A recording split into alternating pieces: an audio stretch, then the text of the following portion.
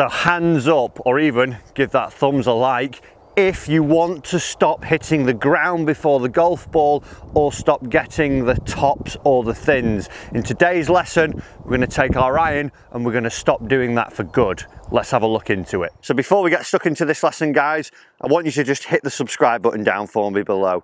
The reason why I want you to do that, it's going to give you free golf lessons every week and it's going to get you a better golfer, and I want everyone to play better golf.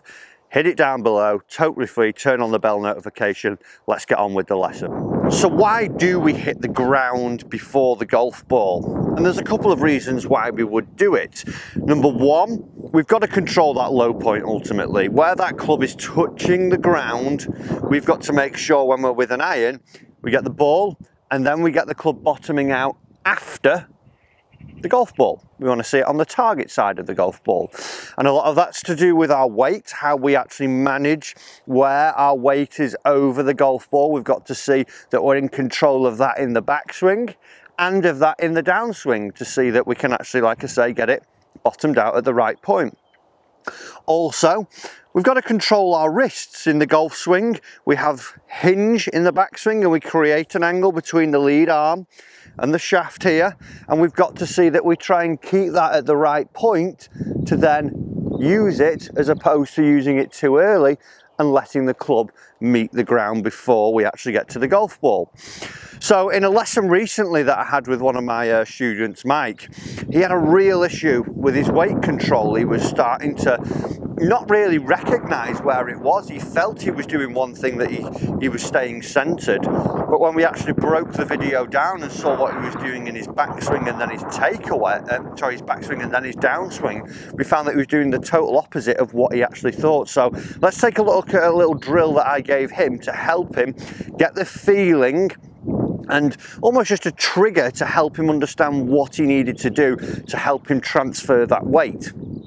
Okay, so you might not actually be carrying a foam noodle around with you on the golf course, but this is a fantastic visual and a great drill. If you do have alignment canes, you can do this. You can prop them in your bag and put a head cover over it so you're not going to poke your eye out or anything like that, and it just gives you, like I say, this great visual and something to work towards.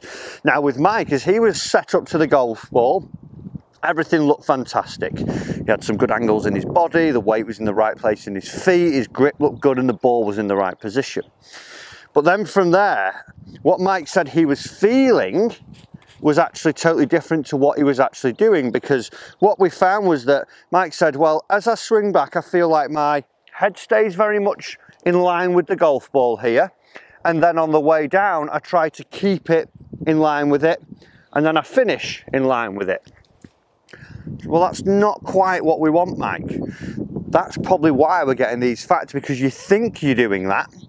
But actually what was happening with Mike was, as he would take the club away, he was moving off it quite a bit here. So now you can see I've already hit the cane. Then what he was trying to do from here, because his brain subconsciously knew that he'd moved quite away from the golf ball, his lead hip really started to slide out in front, so he was losing a lot of height and he was really getting the club coming on the inside here, and he was getting inside and down because he had no shift of actually his sternum towards the target, because he'd moved so far off this way and then he went back and tilted. He was getting below and then up over, sometimes over it, or catching the mat quite heavy. So the first thing we had to do was change the concept of what Mike felt on the way back. So I put the foam in here for him and I said, right Mike, that's quite restricted now. Obviously you can see it out of your eye. We've got to make some practice swings where as you swing up to the top, now we're going to feel that we're actually not moving towards it. And straight away he started to open his body out a little bit more, and the foam, there obviously wasn't any wind in the base so it didn't keep slapping him, but as he went through, he felt now, he said, as I get up to the top, I almost feel that I'm leaning forwards in this manner, because his body thought he was centered in the past, but he was really coming off it.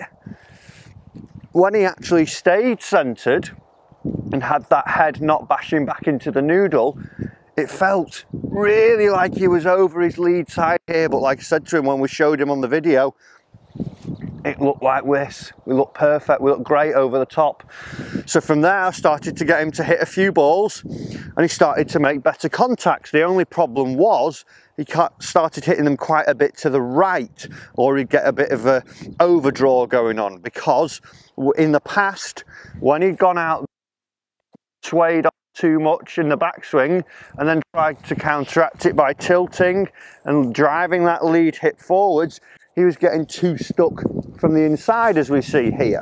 So the second thing I had Mike to do, what I wanted to try and feel again, I took the foam noodle and I said, right, well, Mike, do you realise when we actually strike the golf ball from out to in, we're actually hitting down on it a little bit more. At the moment, because of your sway in the backswing, you try and counteract that lead hip goes and your chest goes back and you're too inside. Now, we're not going to get you to slice it, but what I want you to try and feel like is almost that you do slice it. So I put the noodle here with the majority of it, as we can see here, leading out past the golf ball.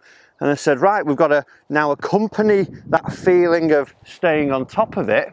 But as you start down, I want you to just imagine the club's working a little bit away from the noodle here, starting to work left of the noodle. Instead of you feeling in your old swing, when I put it here without a golf ball form, he thought, I'm going to hit it or I'm going to go up over it. So his club was bottoming out back here, then rising up over the noodle. So he started to have a few practice swings, and I just got him to hit a tee a couple of times where we felt centered as one, and then as number two, he felt like as he was going left, he said to me, Matt, my weight's starting to feel like it's going in front of the middle line as I'm going through. Perfect, that is what we want. Because he felt he was dragging the club around here a little bit more to the outside, sorry, the inside of the target, coming from out to in, he was still very neutral. He was here, then in, and then dragging it left field. He exited a little bit more left. He started to turn his body and get his weight now over to his lead side. So the drill there to take away from this lesson, guys, is that if we don't have the right backswing, we're probably going to try and counteract it in the downswing. So if you've got that foam noodle or a stick, you can start to practice. If not, like I've got the camera here now, or maybe in your mirror at home, or in the glass in the conservatory, somewhere where you can swing a golf club freely and monitor yourself, even if you get your phone up. Number one, in the backswing, we're going to try and see that our head stays pretty centered. It might actually turn a little bit this way, but what we want to see is that we're not moving off the golf ball in the backswing. We swing up, stay centered here. Then on the downswing, once we've got that, we're just going to feel that we're just going to hit a little bit left of target. Put your foam noodle down like so, and then once we've got that, when we couple these two things together, up, centered, exit left, we should see a pretty nice strike.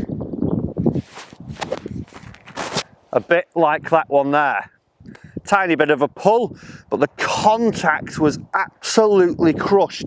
Tiny different after the golf ball towards the target side on the grass, because I've controlled that low point now. I didn't have my sway, I didn't try and counteract it, I stayed centered and was able to get more on top of the golf ball.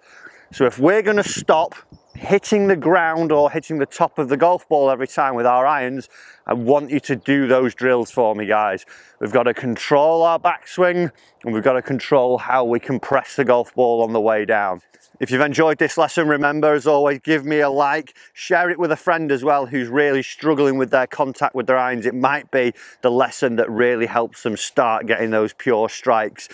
Like I said earlier in the video, if you do want to become a free subscriber to the channel, the button's down below here. Click it, you're going to get free golf lessons every week to see that you're improving your golf, and who doesn't want that?